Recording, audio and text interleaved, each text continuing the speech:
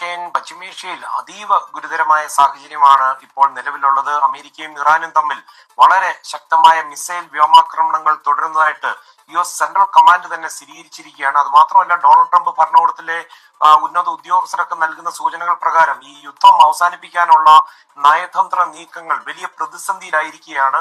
US-ന്റെ സഖ്യരാജ്യങ്ങളായ Kuwait, Bahrain, ഇത് കൂടാതെ ഈ പേർഷ്യൻ ഗൾഫിലൂടെ പോകുന്ന ഈ വാണിജ്യ കപ്പലുകൾ, അതിന്റെ നേരെയുമൊക്കെ ഇറാൻ വ്യാപകമായി മിസൈൽ ഡ്രോൺ ആക്രമണങ്ങൾ നടത്തിയതായിട്ട് US സൈന്യം തന്നെ അറിയിച്ചിരിക്കുകയാണ്.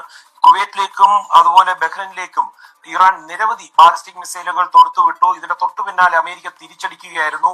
എന്നാൽ ഇറാന്റെ മിസൈലുകളൊന്നും ലക്ഷ്യസ്ഥാനത്ത് എത്തിയില്ലെന്നാണ് സെൻകോം വ്യക്തമാക്കുന്നത്. കുവൈറ്റിന് നേരെ 2 മിസൈലുകൾ വഴിമധ്യേ തകർന്നു വീണതായിട്ടും US സൈന്യം അവകാശപ്പെടുന്നു. ബഹ്റൈനെ ലക്ഷ്യമാക്കി 3 മിസൈലുകൾ വന്നത് ബഹ്റൈന്റെ വ്യോമ പ്രതിരോധ സേനകൾ ആകാശത്ത് വെച്ച് തന്നെ നിർവീര്യമാക്കി കളഞ്ഞിരുന്നു.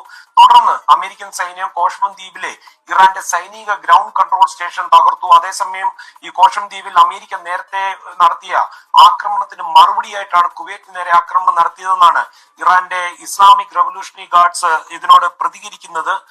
10ഓളം ബാലിസ്റ്റിക് മിസൈലുകൾ കുവൈറ്റ് നേരെ പ്രയോഗിച്ചതായിട്ടാണ് IRGC അവകാശപ്പെടുന്നത്. അത് മാത്രമല്ല, ഇതൊക്കെ ഒരു തുടക്കം മാത്രമാണ്. അമേരിക്കയ്ക്ക് ഇനിയും വലുത് വരാനിരിക്കുന്നതെന്നാണ് ഇറാൻ മുന്നറിയിപ്പ് നൽകിയിരിക്കുന്നത്. എസ്കെൻ ബുധനാഴ്ച പുലർച്ചെയോടെ ഈ കോഷം ദ്വീപിലും അതുപോലെ അതിന്റെ പരിസരത്തും ഒക്കെ സ്ഫോടന ശബ്ദങ്ങൾ ഉണ്ടായതായിട്ട് ഇറാൻ മാധ്യമങ്ങളും സ്ഥിരീകരിച്ചിട്ടുണ്ട്.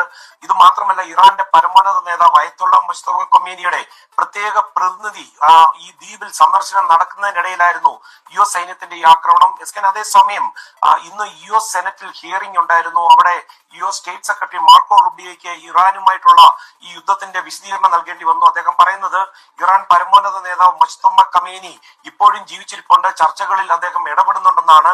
ഇത് കൂടാതെ ഹോർമൂസ് കടലെടുക്ക് തുറന്നാലും ഇറാനെതിരെയുള്ള ഉപരോധം നീക്കില്ലെന്നാണ് റൂബിയോ പറയുന്നത്. അത് മാത്രമല്ല, സമ്പുഷ്ടീകരിച്ച യുറേനിയം അത് ഉപേക്ഷിച്ചാൽ മാത്രമേ ഉപരോധങ്ങളിൽ ഇളവ് നൽകുകയുള്ളൂ എന്നാണ് ഇന്ന് സെനറ്റിന്റെ മുന്നിൽ റൂബിയോ പറഞ്ഞിരിക്കുന്നത്. SK